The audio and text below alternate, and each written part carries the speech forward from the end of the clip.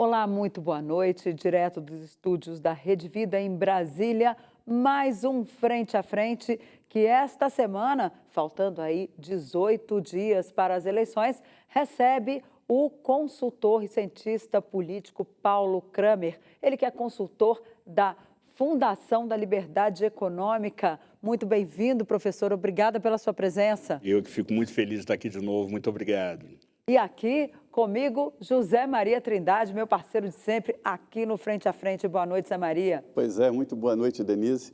Essa mesa redonda aqui é muito boa. O momento é propício para falar de bastidores, de política, e será um programa bem curto, reduzido exatamente para levar até vocês detalhes, não partidários, mas de campanha eleitoral.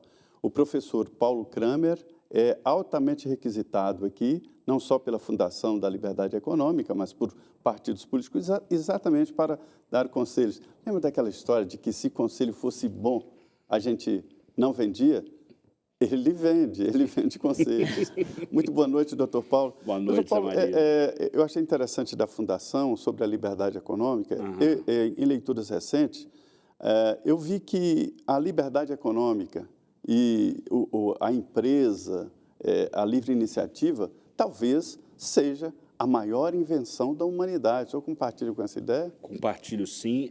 O mercado, na minha opinião, é a maior máquina de produzir riqueza que a humanidade já inventou. Né? E quando o senhor diz riqueza, de uma maneira mais ampla, né? Riqueza de uma maneira mais ampla, né? Bens, serviços, bem-estar, não é? Satisfação de necessidades. É claro que não é a melhor máquina de distribuir a riqueza, né? E por isso a gente precisa do Estado, a gente precisa da política, não é? Mas eu acho que essa dinâmica entre o Estado e o mercado, quando bem equilibrada, leva a excelentes resultados para a sociedade. Minha pergunta é por que isso ficou tão escondido na política, né? Se dizia que tratava o empresário como adversário, como inimigo, e agora não, isso está sendo discutido claramente, a liberdade econômica, uma proposta liberal de governo. Quem virou a chave e onde? Olha, Zé Maria, você se lembra quando nós nos conhecemos ali no Salão Verde da Câmara, né? Como se fosse hoje, durante a Constituinte. Durante a Constituinte, 87. Foi o ano que ele e eu viemos para Brasília, ele de Minas e eu do Rio de Janeiro. Então, você se lembra como é que, por exemplo... Só tinha esquerdista. Inclusive os de direita tinham medo de se assumir, né? E se diziam, no mínimo, de centro-esquerda, né? Saía aquela publicação muito famosa, o Quem é Quem do DIAP, né? Do nosso amigo Antônio Augusto Queiroz, né? E ali você via que as próprias pautas da Constituinte, né? Coisas que depois estavam tão exageradas que tiveram que ser emendadas no governo Fernando Henrique e governo subsequente, era uma pauta assim, muito à esquerda. Isso mudou, né? Eu acho que é o ciclo das ideias, né? Ou seja, que vão se alternando. Dependendo aí, independentemente do resultado da eleição, os dois vão sobreviver, né? Ou melhor, a direita todos e a esquerda. Eles vão sobreviver, né? Exatamente. E vai continuar dando trabalho para quem ganhar. E um não vai dar vida boa para o outro. Né? Não, ninguém vai ter vida fácil, ninguém vai ter vida fácil, não. Agora, hoje a pesquisa Quest, ela coloca o ex-presidente Lula com 42% na liderança, Bolsonaro com 34% e os outros candidatos ali com 13%. Como é que o senhor vê esses números? Como o senhor avalia esses números? É possível mudar? Porque a gente vê que a avaliação negativa do governo, ela vem decrescendo em alguns estados, em algumas regiões do país, por exemplo, lá no Centro-Oeste, aqui no Centro-Oeste, já inverteu, né? Já a avaliação positiva já está maior que a negativa. Isso pode levar o presidente Jair Bolsonaro ao voto a voto ali, quando chegarmos daqui a 18 dias? Eu não tenho dúvida, vai ser uma eleição muito disputada, porque, como eu costumo dizer, em 2018, o PT concorreu com o genérico Haddad, né? Agora é com o Lula, o remédio de marca, né? E por isso que eu acho que vai ser uma eleição muito disputada. Agora, com relação à pesquisa, eu gostaria de dizer duas coisas muito rapidamente. Primeiro, a gente nunca teve tantos institutos fazendo pesquisa ao mesmo tempo. Isso leva a uma dispersão muito grande dos resultados e, às vezes, fica difícil para o leitor, né, para o telespectador entender, né? Por outro lado, o que dá para ver, né, no meio de tanta pesquisa, uma tendência geral, Lula empacado no seu teto, naquilo que parece ser o seu teto, e Bolsonaro naquela de grão em grão a galinha enche o papo, né? Se aproximando. Agora, é possível que isso significa que as pessoas já estão percebendo o Auxílio Brasil de R$ 600, a continuidade, ou esse fator ainda não teve um efeito? Né? Porque a gente vê que no Nordeste, onde há mais auxílio, é onde o ex-presidente O Lula ainda tem uma maioria firme e tranquila, e ele se mantém, o ex-presidente Lula, ele não cai ali da faixa dos 40%, né? Ele fica ali 44%, 42%, de acordo com a pesquisa. Sendo que no Nordeste mais ainda, né? Mais ainda, lá está acima de 50%. Agora, você terminou a resposta? Não, é só para dizer os efeitos, né? Eu acho que é o efeito combinado, né, de várias coisas. Tem o efeito do Auxílio Brasil, mas tem também o efeito, né, Zé Maria, da melhora progressiva das condições macroeconômicas, né? A inflação que vai sendo controlada. No mundo, né? Exatamente, o Brasil está se destacando hoje, está dando lições aí, né, para os nossos antigos professores, né, alemães, ingleses, né? E o emprego Estados Unidos com inflação inicial, uma coisa nunca houve. Né? O emprego está voltando, também. Isso daí é bom, né? Então, eu acho que é um conjunto de boas notícias, né, que o governo tem para dar. Professor, voltando um pouco aqui à pesquisa eleitoral, porque por onde a gente passa, né, Denise? As pessoas estão questionando as pesquisas. Eu digo, não, pesquisa é científico, é um cálculo atuarial que define claramente. É preciso ler as pesquisas. E quem não acredita em pesquisa, saiba que quem ele está acreditando trabalha com pesquisa. Todos os partidos trabalham com pesquisa. As empresas trabalham com pesquisa. Você tem que abrir uma empresa, por menor que seja, tem que fazer uma pesquisa de campo, né? Claro. O que está acontecendo? As pessoas estão brigando com o mensageiro? Brigando com os números, né? Zé, eu acho o seguinte, no tocante à pesquisa eleitoral, eu acredito que, como o Brasil, vocês sabem, é um país que cresce e muda com muita rapidez, é só a gente imaginar cidades como aqui, no entorno do Distrito Federal, Águas Lindas, né? Ela cresce vertiginosamente, né, em termos de população. A Mancha de Brasília já tem mais de 6 milhões de habitantes. Não é? Então, isso quer dizer o seguinte, muitas vezes o Instituto é obrigado a trabalhar com dados demográficos do IBGE, que é a nossa principal agência de coleta de dados, que estão defasados. Porque o último censo foi em 2010, né? Exatamente, quer dizer, e muda 12 também anos. o extrato social. Muda. E a forma de se fazer pesquisa deveria. Sim, sempre mas cada vez tomando mais cuidado, cada vez introduzindo a pesquisa telefônica, que né? é uma que novidade. Todas têm seu lado bom e seu lado ruim, né? Mas, assim, uma pesquisa, ela teria que acompanhar. Essas empresas devem ter acompanhado e feito uma atualização. Eu nem gosto de chamar instituto, porque não são institutos, são empresas. Eles e escondem atrás desse nome para dar uma credibilidade. Eles dão o nome desse instituto para dar uma credibilidade acadêmica, né? Porque o primeiro grande instituto de pesquisa, ele tinha realmente uma pegada acadêmica forte, que foi o Gallup. Né? Só que o Gallup... É o Ibope Gallup.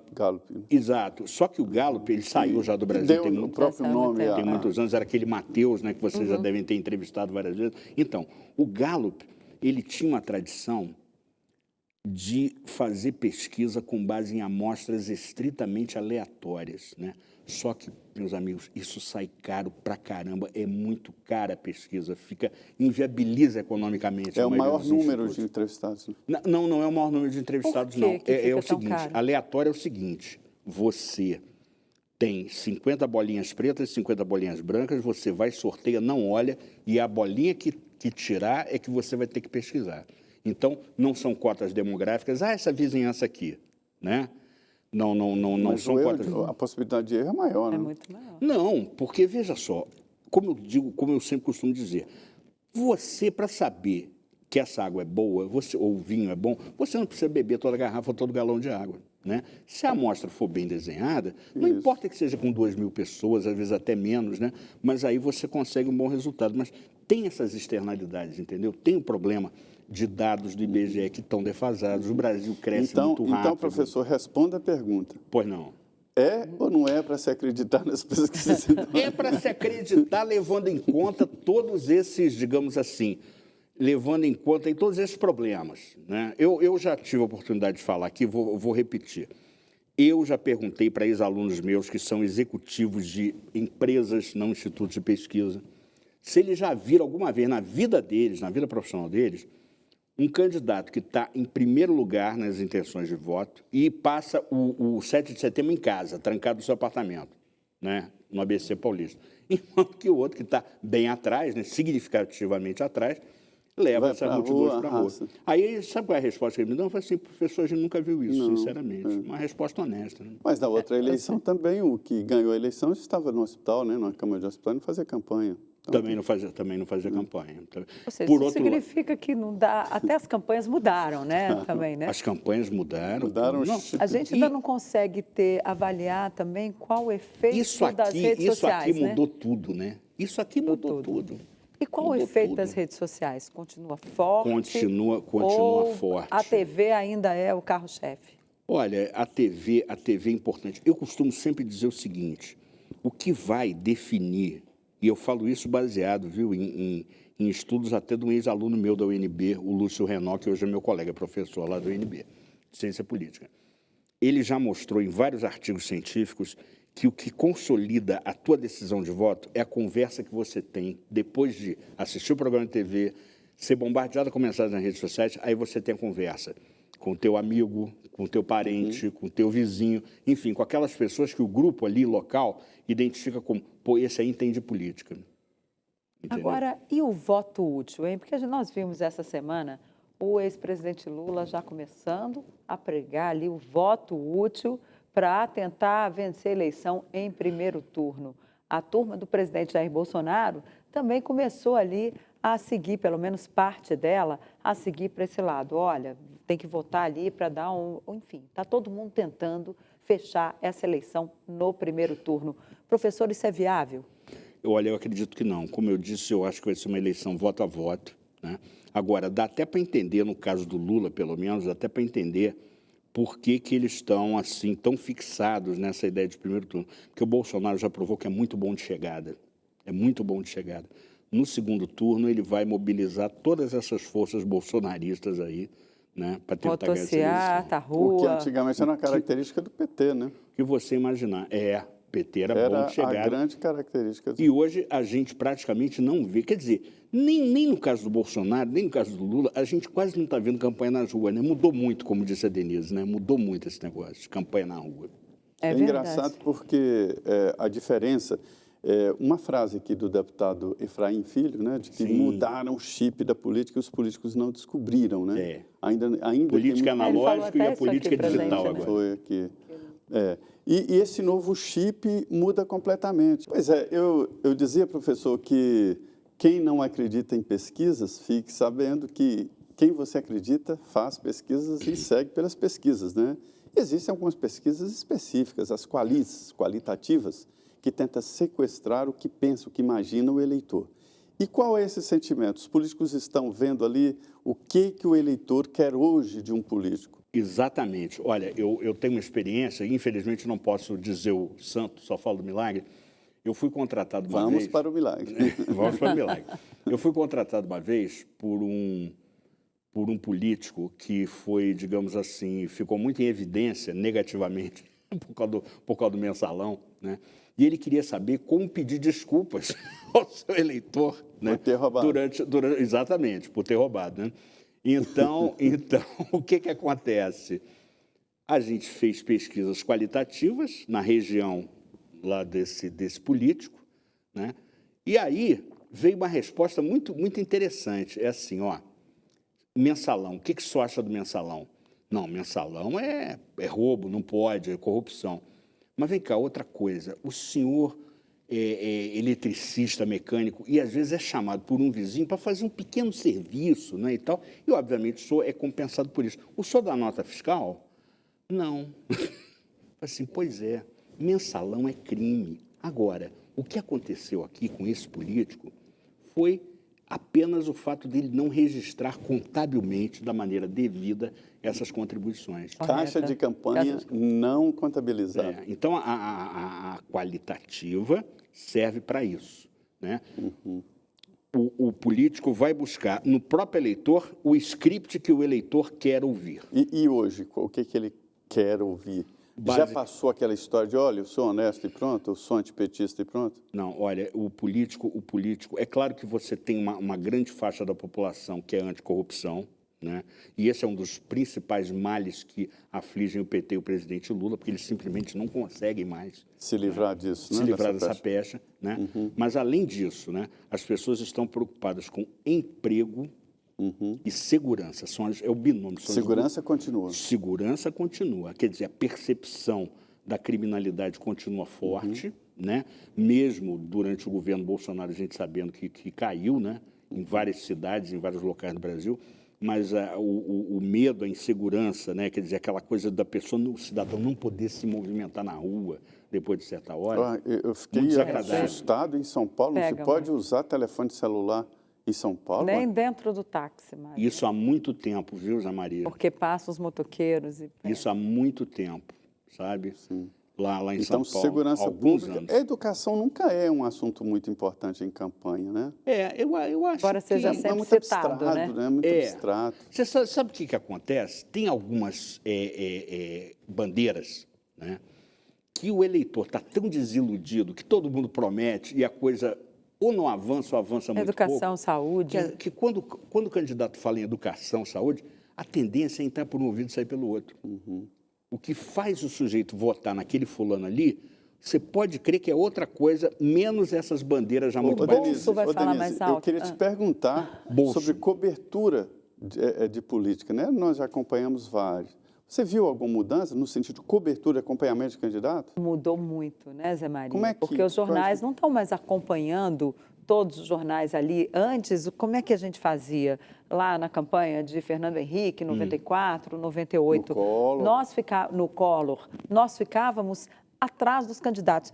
Eram 2 repórteres por redação que percorriam o país com aquele candidato. Alugava jatinho. Vocês viajavam junto com os candidatos. Isso, em 94 e 98, eu, por exemplo, trabalhava no jornal O Globo, nós dividíamos o carro, 94, melhor dizendo, 98 eu já estava no Correio Brasiliense. Nós dividíamos o valor do aluguel de um jatinho entre o Estadão e o Globo. Íamos juntos, os repórteres do Estadão e do Globo viajavam juntos. E, na época, eu fiquei atrás do candidato Fernando Henrique, eu e a Maria Lima, que era do Globo na época, a Mariazinha, nós dividíamos a cobertura de Fernando Henrique, de um ponto para cima. Uma ficava baseada em São Paulo, que era onde ele gravava os programas de TV, a outra em Brasília. Viagem de Brasília para cima, quem estava em Brasília fazia. E viagem de São Paulo para baixo, quem estava... E ali aquele Lusco-Fusco, Minas, não sei o quê, que ficava ali, entre São Paulo e Brasília, a gente fazia. Piorou? Olha, eu acho que piorou, porque não ter isso significa que você não tem mais aquela coisa de você ter uma pessoa acompanhando para e passo cada campanha. E isso, eu acho que turva a visão da própria imprensa a respeito das campanhas políticas. Pelo menos é a minha avaliação, professor. Não sei se... Não está tendo mais cobertura de campanha, né, não está tendo mais cobertura. E depois o seguinte, né? A gente tem uma tendência hoje que a gente percebe e lamenta, que é a coisa das bolhas que não dialogam entre si, né? Então, assim, a cobertura muitas vezes foi substituída pela lacração. Eu já falei isso com a Denise e falo com você. Vocês dois são exemplos de uma raça profissional em extinção, tá? Que conversa com os dois segmentos. Que conversa com todos os segmentos, lados, né? Que às vezes tem até mais de 2 lados, né? Conversa com todos os lados e sabe que o seu dever profissional para com o ouvinte, o telespectador, o leitor, é a informação. Isso está ficando um produto raro. Cada vez mais raro, cada vez mais raro. Por falar em informação, professor, o senhor já fez um estudo a respeito da Câmara dos Deputados? Faltam aí 18 dias.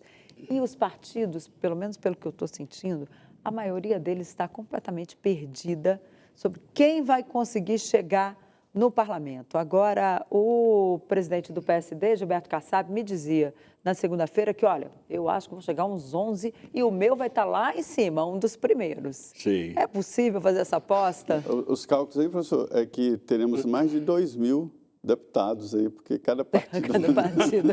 Se você somar todo mundo, né, vai ter que aumentar o número de casos, vai ter que fazer uma expansão do plenário, São Ulisses Guimarães. 513, não cabe. Exatamente. Não vai caber no plenário. Não vai, cada não vai. partido, a projeção Mas de qual cada é a partido. sua avaliação? Olha, a minha avaliação é a seguinte: muito embora o Brasil tradicionalmente tenha um índice de renovação alto em comparação com outras democracias avançadas, né?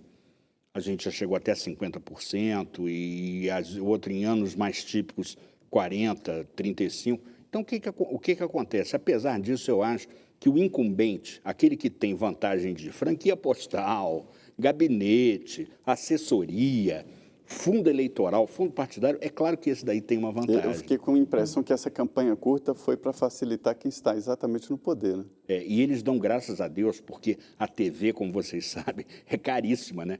É um fator caríssimo no cálculo da despesa de campanha.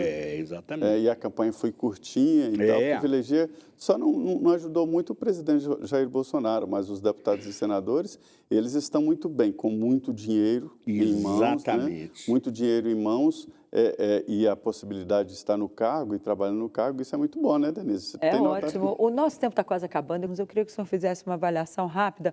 O 7 de setembro, ele já surtiu todo o efeito que poderia, uma vez foi até proibido o uso das imagens ontem pelo Tribunal Superior Eleitoral, ou continua, ou ainda pode ter aí algum reflexo para o presidente Jair Bolsonaro?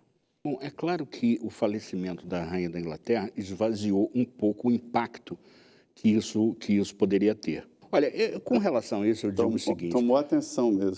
A comunicação política mudou tanto, né, que eu acho que essa história de não permitir que Bolsonaro use as imagens na sua propaganda eleitoral, antigamente teria um peso devastador. Hoje não, porque as pessoas vão assim, proibiu, então deixa eu ver. Um manda para o outro, né, nas redes sociais, nos aplicativos, né, e fica assim. Eu concordo, eu acho que todo mundo já conhece as imagens. E mesmo os adversários dele entraram na justiça para tentar colar na testa dele a história de que desobedece à lei.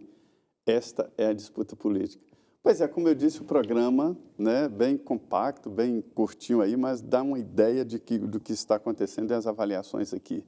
Professor, muito obrigado. Muito boa noite por ter essa paciência de vir conversar com a gente. O homem que vende conselhos Sempre e está aqui de graça. Né? Muito obrigado. Sempre um prazer. Muito obrigado, Denise. Muito boa noite. Boa noite, Zé. Boa noite, professor. Obrigada pela sua presença aqui. Boa noite para você. Até a semana que vem. Pois é, a gente está aqui, né, toda semana trazendo aí as novidades para você e essa avaliação de bastidores para que você tenha a sua ideia. Muito obrigado, muito boa noite.